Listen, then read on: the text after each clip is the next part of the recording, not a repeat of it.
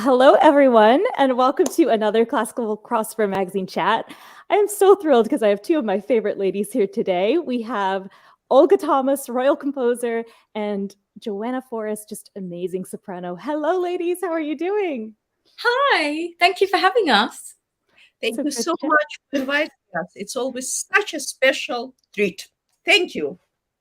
Every time I speak with you, Olga, I just get the biggest smile on my face. You have such a lovely warmth and presence about you.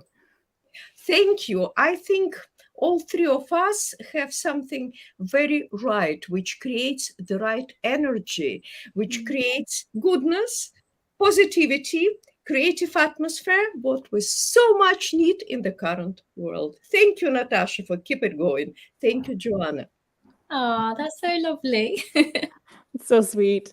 Well, of course, we're here, ladies, to discuss your brand new collaboration. You guys are this dynamic duo. You've done so many wonderful things, but tell us about His Noble Crown, which is a new single that you both put out together.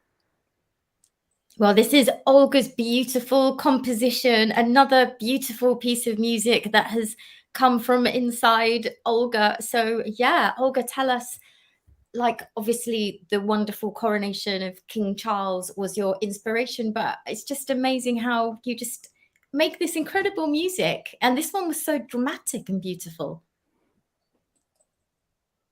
Thank you so much for your kind words, Joanna. And your amazing vocals made this piece so special. As you know, I have been writing music to commemorate most important events in the life of the royal family, private musical gifts for the royal household, and I have been doing it for 13 years. My last album was released for Her Majesty's Jubilee weekend for 70 years for this amazing event. And then after Her Majesty died, I released the piece called Her Platinum Crown. It was my tribute, a celebration of life.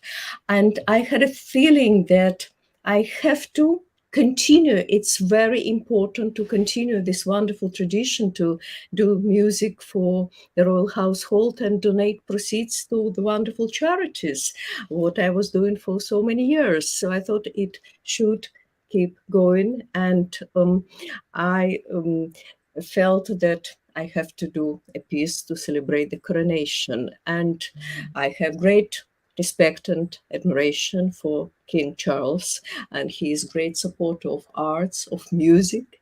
And I think he's an amazing person. And it was my great pleasure to do a first piece for him and another piece for the royal household to celebrate this wonderful event and to continue this great tradition.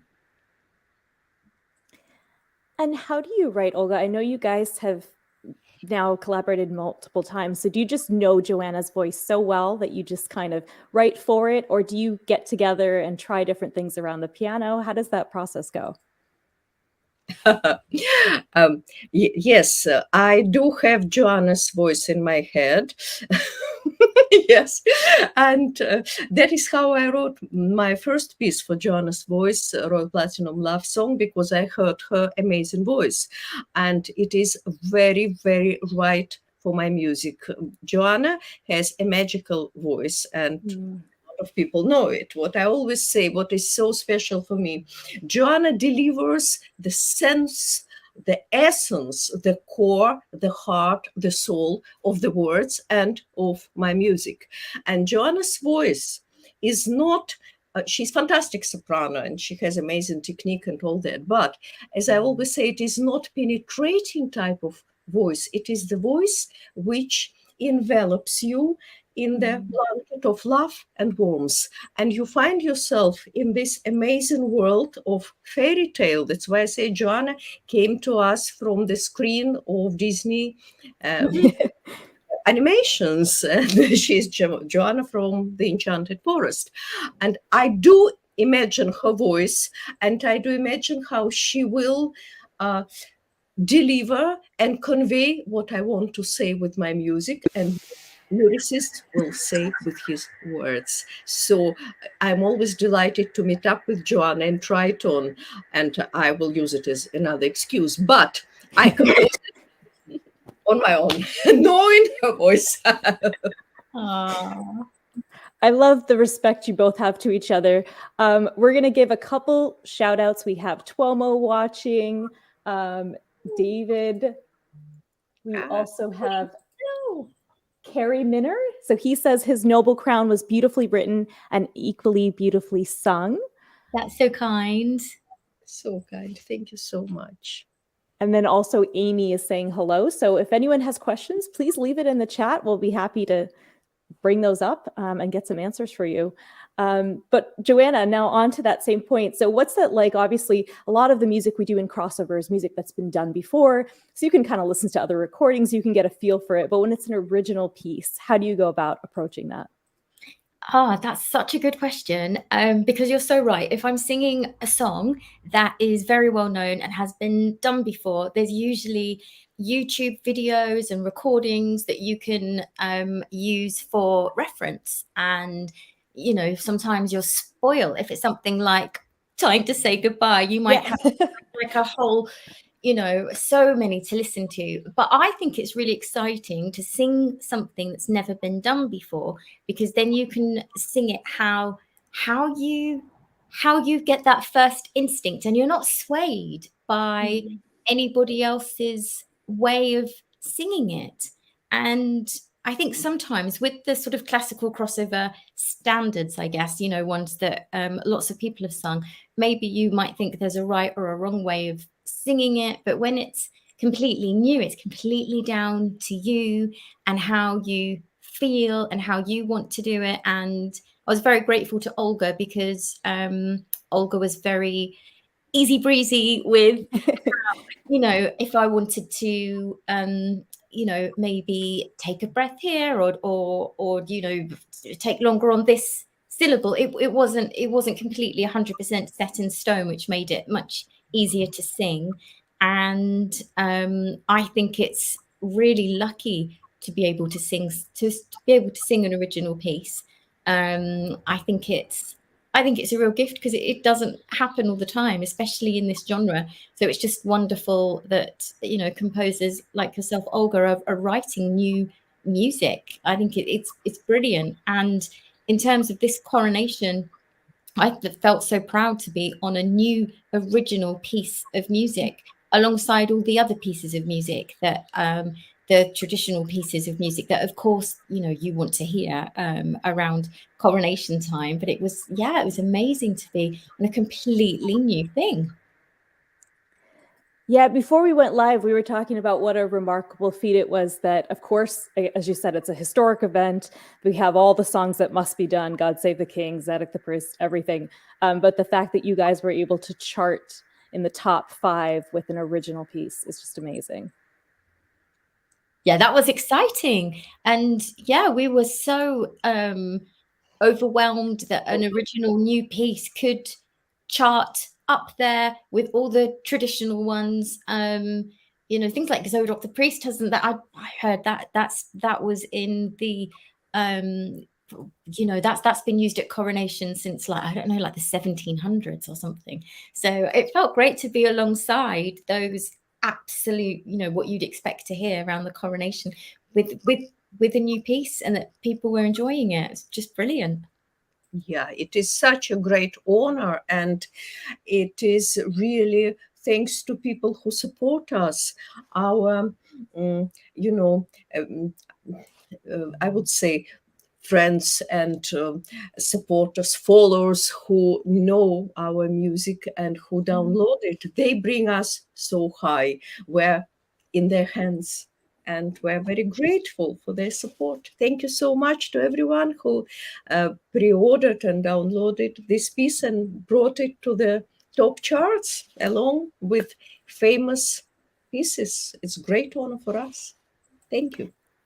Well, here's a picture of the single. If you haven't already, you can stream it now on Spotify, or as Olga mentioned, you can download it through iTunes. Still support that. Can you tell us a little bit about the charity that is getting benefited from the single? Yes.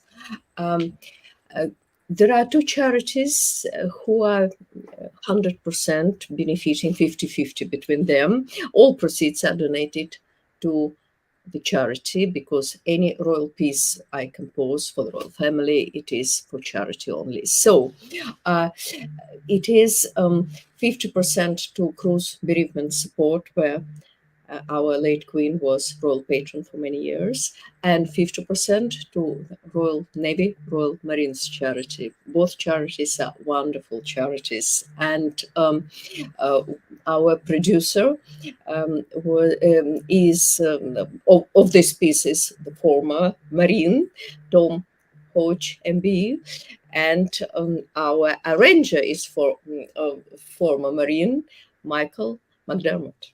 So we have very strong connections with Marines, and it is a great pleasure to donate and support that charity and cruise bereavement support, where I am composer in residence.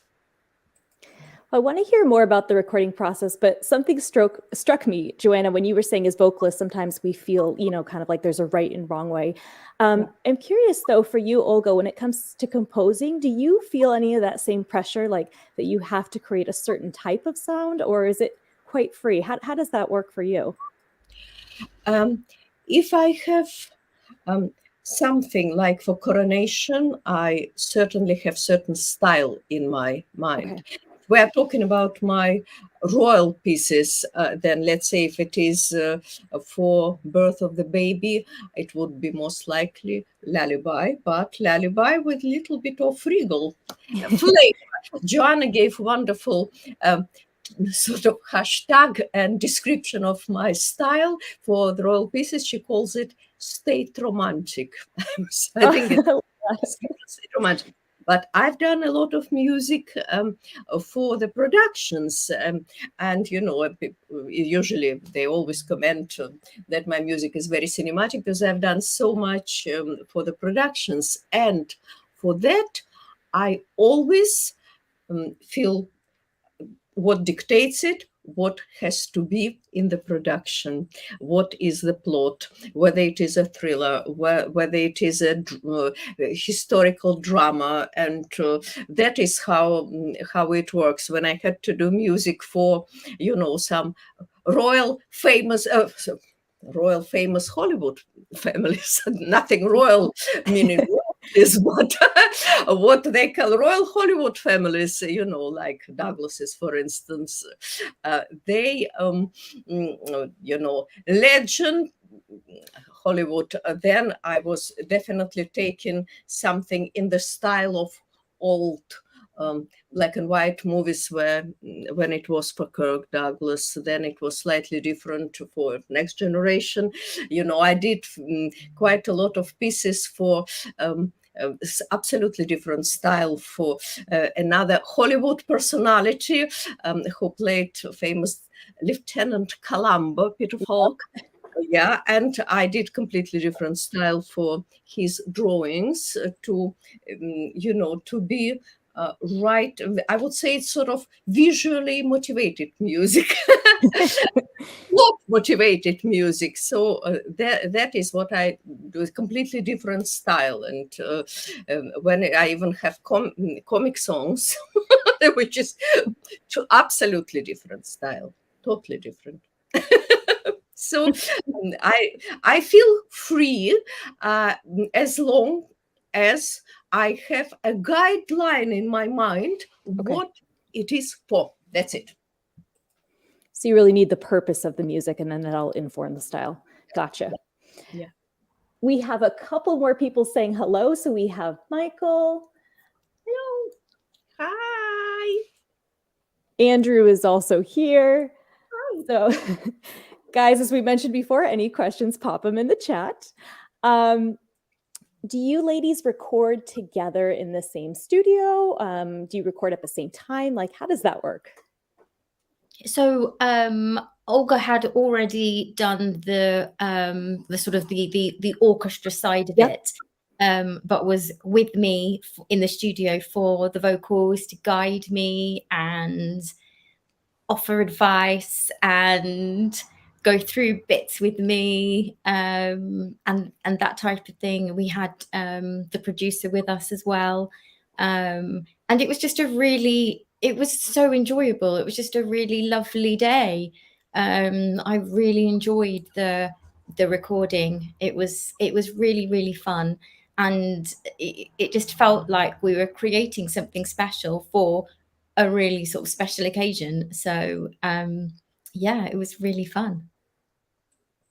I think, like, I mean, obviously I'm American, so it's different here, but the monarchy, it seems to be such a British thing, especially like other countries have it, but not in that same grand way. So I'm curious, has either of you guys met the king before, sang for him? I've met him, but I was a little girl. Oh, So really? yes, so because I went to stage school, we got to be part of either the children's Royal Variety or the Royal Variety performance, which is like a big show. It used to be like a really big deal when I was younger at the Dominion Theatre, or sometimes it's somewhere like the Palladium. And we got to do it as children. We got to maybe be choirs, or we got to do our own little thing. And one year, Prince Charles, now King Charles, was watching. And the best part of doing the Royal Variety performances, or children Royal Variety performances, was that at the end of the show, everybody who's in it, and there's always really famous people in it, they all gather on stage and they wait to meet whichever royalty has been watching. And so when King Charles was watching, we were at the back of the stage because we were just like the children. But after he shook hands with all the famous people, he came to the back of the stage and he waved at us and said thank you and said, "Isn't it past your bedtime?" So that's the story of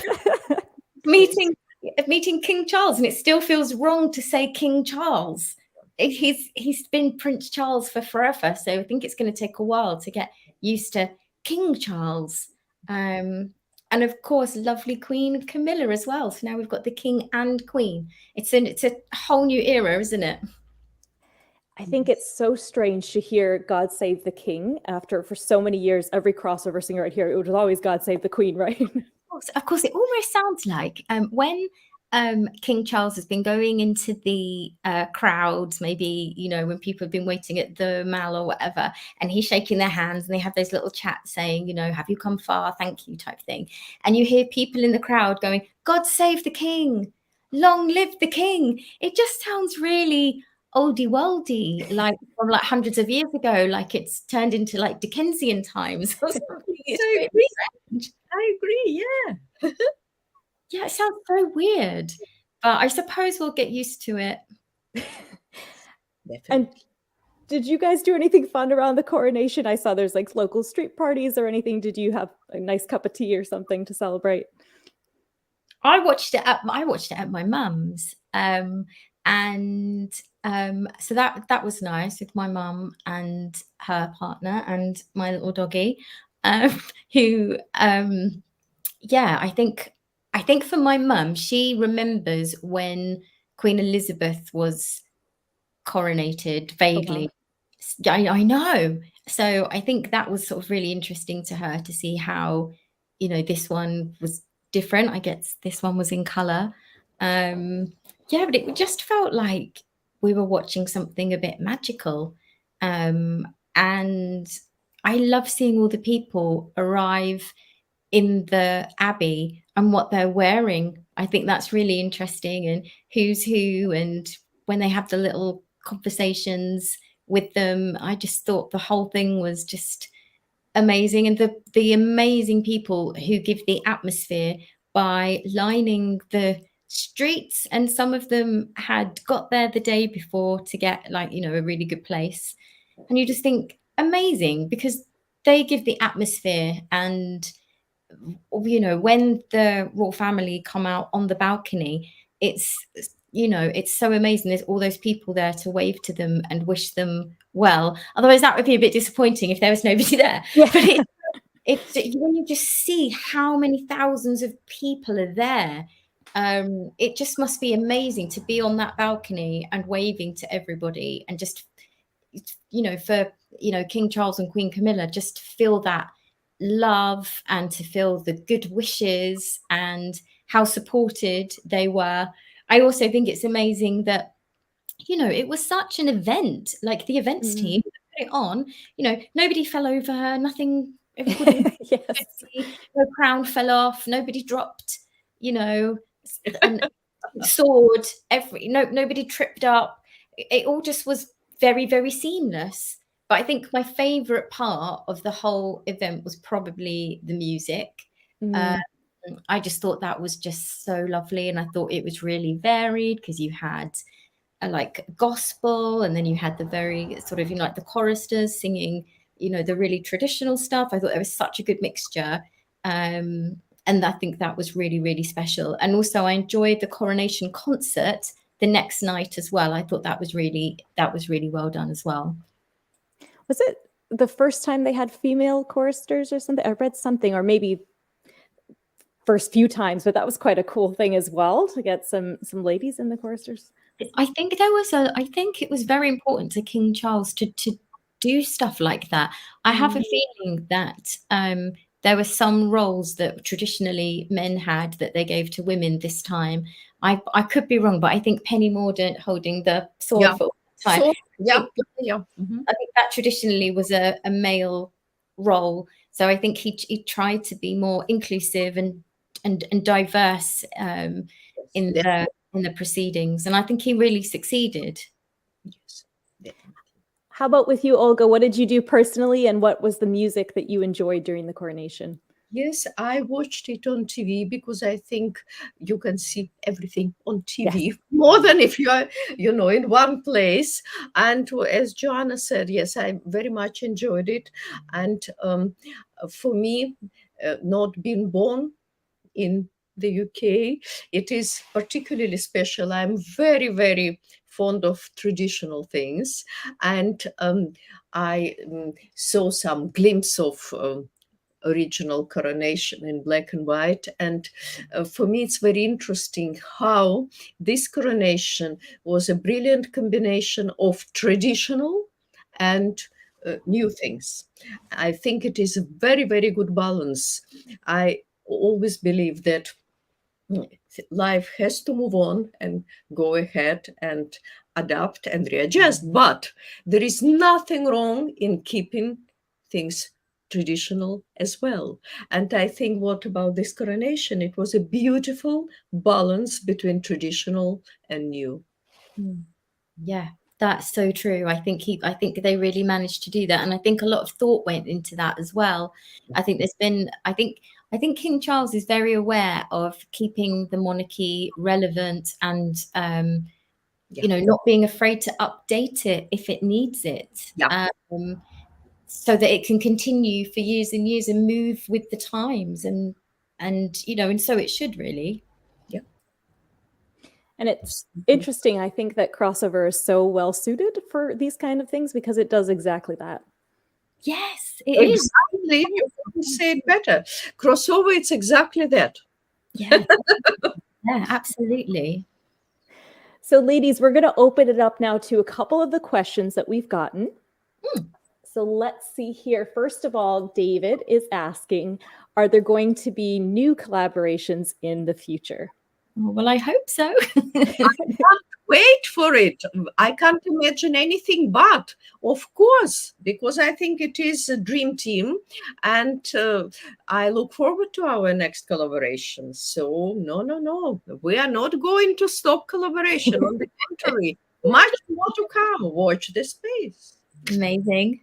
I like that. And then we were also saying, maybe would there be any time when you'd perform together? Is that something you'd like to do in the future, perform live? Yeah, definitely. We have performed live together. And one we were just talking about before, weren't we, was actually for the Prince's Trust. So yeah, so that was a lovely event. So yeah, we'd love to perform live. This beautiful music is, it's lovely to perform live. Yes, we did it on few occasions. We did, and for that, I usually do piano versions. So I have the piano versions of all the pieces Joanna sings and which are originally for the orchestra. So we're ready to strike together. Definitely. And I love squeezing one in, like if I'm doing like a cruise show, I will always, because I have the beautiful backing tracks, I'll always, you know, tell them all about Olga and the music. Thank you, Joanna. Look forward to performing together and collaboration, of course, because when you find something in your life, such a good creative collaboration, you have to cherish it and work on it because it leads to very good results, as life proved. Yeah. Well, we're looking forward to hearing more from you guys together. Carrie is asking, Olga, can you speak to the differences in styles between composing in black and white versus current day? So I guess maybe the films you've done, have you done like some projects like Schindler's List, they're in black and white? I'm guessing that's what, if I'm wrong, Carrie, you can comment, but. Well, I would say that very often black and white brings almost more color because you have to create more color with less tools and you have to make it so intense. That is one thing, because very often when you have color, you can hide behind the color and that is that. You just have color. So it's not surprising that sometimes when you even see old films which are made then in color, they are losing something rather than gaining something.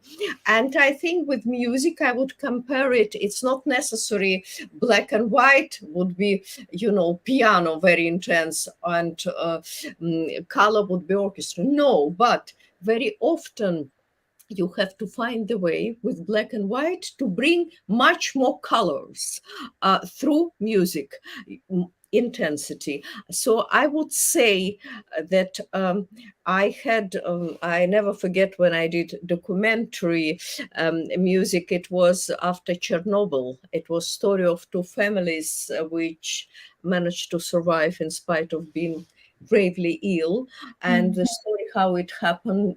And I knew that it had to be piano, and it brought so much intensity in that through piano without too much of, it was almost minimalism, but it did the job. I would say it is not just straightforward to answer for black and white this, for color that. It is up to individual project. You have to see what you have to do with it. Good answer, Olga. Okay, one more from Carrie for you, Joanna. So he's saying, did having met King Charles influence the way you sang his royal crown?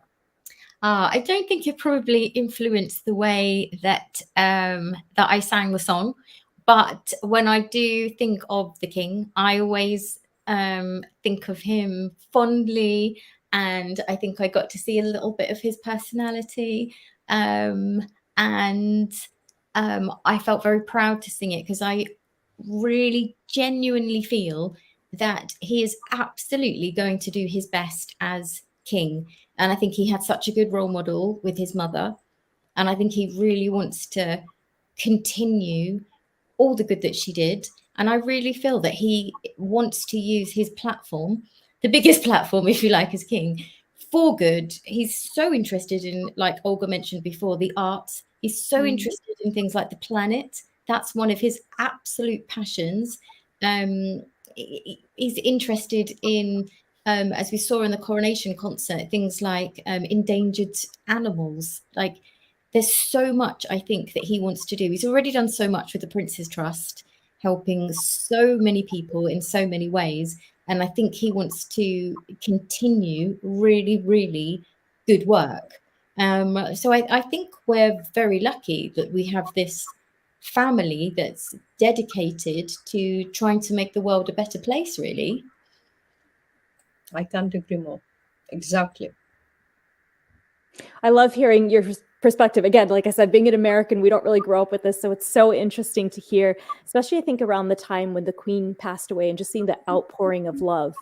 It's just incredible to witness. But what I think is incredible about America, having recently been to Washington and done the tour of the Capitol Museum, like I just love the fact that it kept saying all the way, like in the museum, something like, and you'll know, Natasha, what this is, from the many is the one. And they explained when we did the tour, that meant that, you know, in America, there are so many different types of people, but they're all one person because they're all American. And I feel like that in its own way is sort of equally special, even though you're sort of, they're explaining about how it's sort of all set up, how that's obviously slightly different. I think it still works and is amazing in its own way, isn't it? Yeah. Yeah. For sure. Well, ladies, this has just been so much fun. I always get excited to chat with you. Can I keep you for just a minute longer to do a rapid fire round? Does that sound good? Yes, that sounds really fun. Okay. The more the better. We love it. Perfect. So the first question we're going to have is, what's the first album you purchased with your own money? Kylie Minogue's album, whatever that was. Olga, do you remember what was the first album you purchased? Well, I tell you what was my first album I purchased. I gave everything I had when I was at school to a friend whose parents traveled overseas because her father was famous cello player, and he was going to America, and he brought for me what I wanted to have, which was not allowed in Russia. It was Dr. Zhivago. Oh, Music from Dr. Zhivago, and then it was on this old vinyl. You know what I'm talking about, because then it was long before CDs. I was very young, and when I heard Lara theme, I decided. It was 1 o'clock in the morning. I was listening and listening and listening, and I thought it was worth every bit I gave, all my, school pocket money, and I had like for scholarship something. And I thought then that I will certainly become a composer, which was a very brave decision after I heard such fantastic music. But I decided I will be a composer. Inspirational, wow. Yeah, I composed since I was really 3, but I didn't dare to think that I will be a composer. I thought it will be just sort of sideline, but after that I thought I will be. That was my first album. Amazing. pretty- Life-changing first album choice. yeah. Okay, if you ladies could jam with any musician, dead or alive, who would it be? Okay, he's alive. Can I sing with Andrea Bocelli, please? Yeah. You're reading my mind, because I wanted to have something where I would have you and Andrea Bocelli together singing duet, which I would write for you two. Oh my gosh, let's put that out into the universe, please. That would be amazing. Yes, please pass this information, dear Natasha, because that is somebody whom I was thinking, Joanna and Andrea would like to write Be some beautiful. duet. Wow. Yeah, that would be lovely. Well, who knows? Maybe you'll both sing for the King's Trust, and Yes, you never know. Never know. Exactly. it could very well happen. Okay, what is your favorite song to sing in the shower?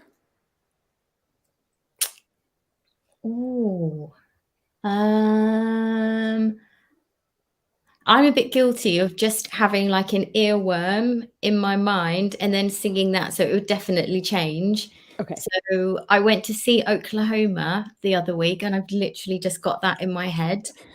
I can't get it out of my head. Oh, what a beautiful morning, like literally.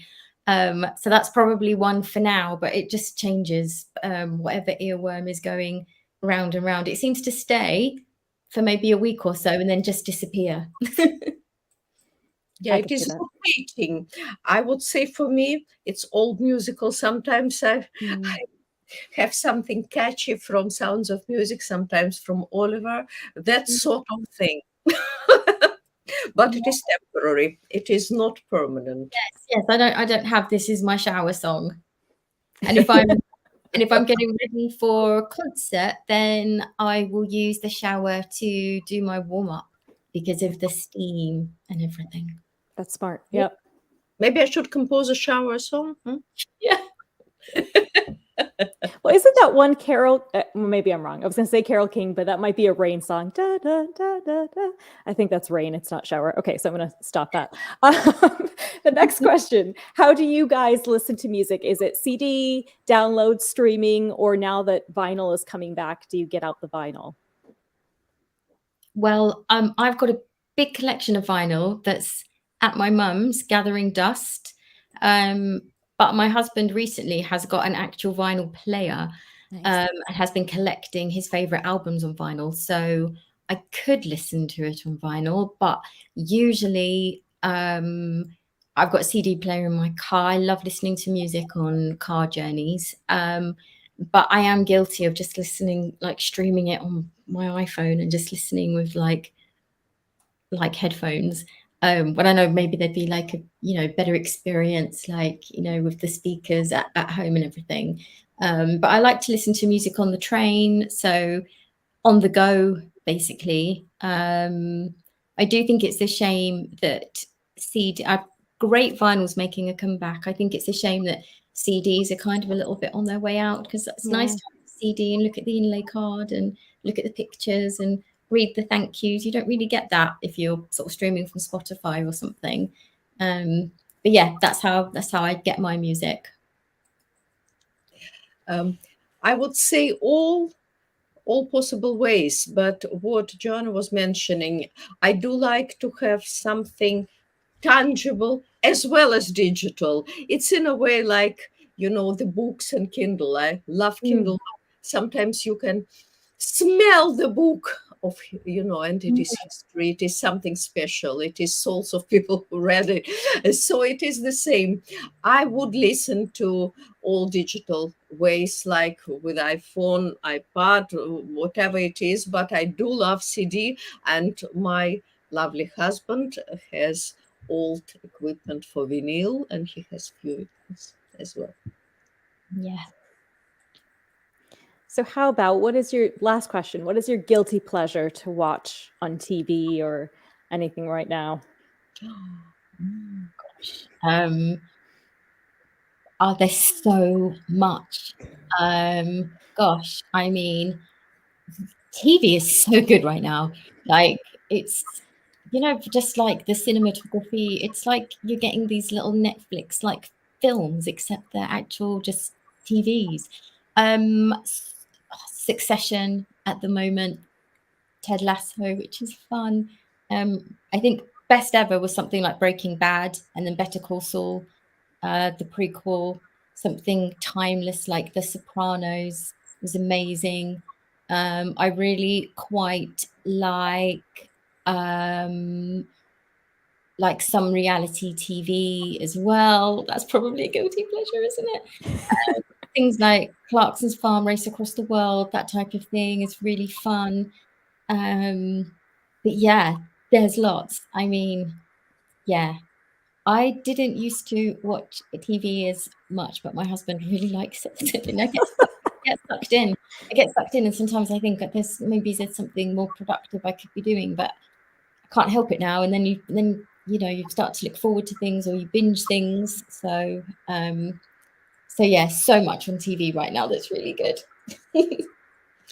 I do like British dramas and period pieces quite a lot.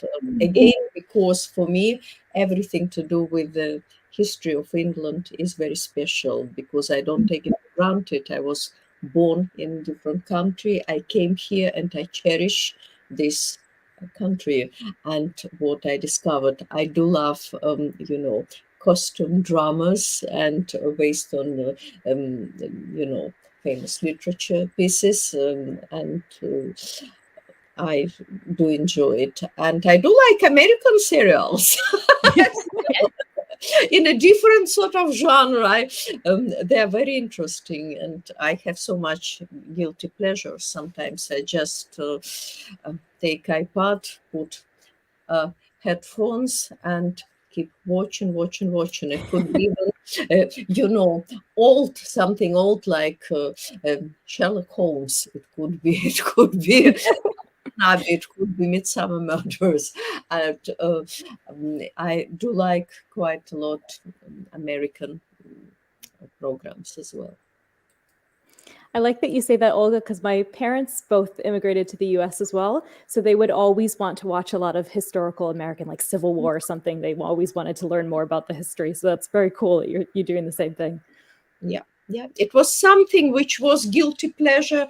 Once a year, when I was in Moscow, a child, I could see some old, now old, then new British films. For me, it became something absolutely special. One of the first English film I saw was Murder on the Orient Express, and I liked it so much that I played music on the walls of the train, and then I was so it happened like in life. It was my first piece which I played on stage with the BBC concert orchestra. It was Murder on the Orient Express.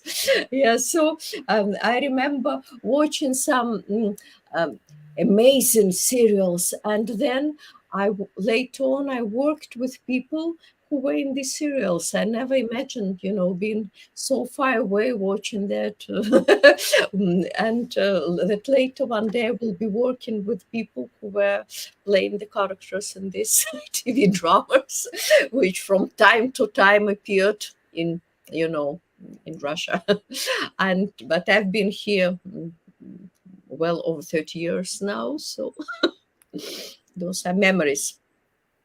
Well, thank you guys both again for chatting with me. Again, if you haven't already, you can go ahead and check out his Noble Crown for streaming and download.